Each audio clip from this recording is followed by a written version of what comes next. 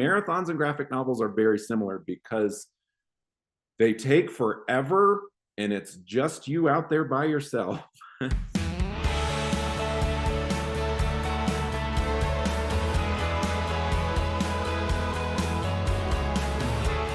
This series is very different from my Hazardous Tales series because it is much more whimsical and fantastical. It is about a trilobite, a little prehistoric arthropod creature that swam around in the prehistoric oceans millions and millions of years ago. So a lot of things I don't have to research, which is terrific because the Hazardous Tales series, my series on American history, is all research. I can't make up anything.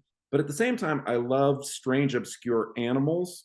So I am always digging through my books on animals to see any fun new creatures that I've missed. And I like to, even though they're in this weird, silly world, I like to make them look somewhat accurate. So I'm always looking closely at them, learning about their behavior, and then adding that into kind of the silly mix. Because I do comics and graphic novels, which are long and grueling, I also enjoy long and grueling hobbies.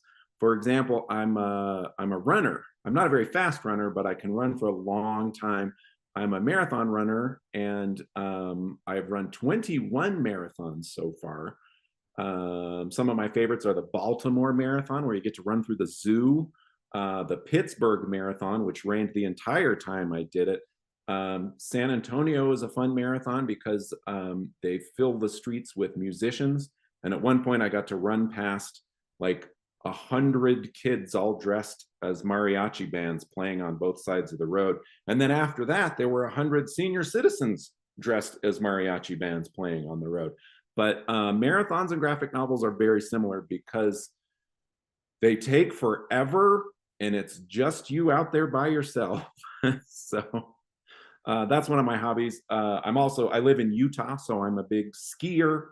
I just love skiing, and also I collect Lego sets.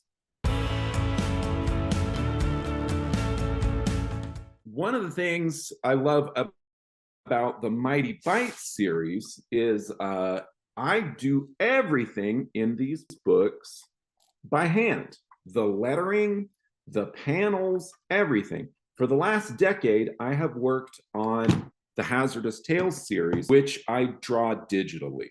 And after 10 years of drawing digitally, I thought, you know what?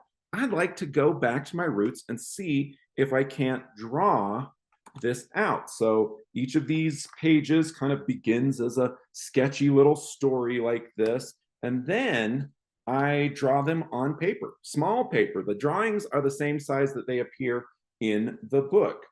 So these are tiny little drawings. I am hand lettering them, and the lettering has really become kind of almost its own character in the story. I'm often doing, big crazy lettering or reverse out lettering like this, but going back to my roots of pencil, ink, paper is really enjoyable. It is a lot more fun than being on my computer screen drawing all day. So when you look at those books, enjoy the fact that not only is there no AI involved, there's almost no digital involved whatsoever. It is all created by human hands.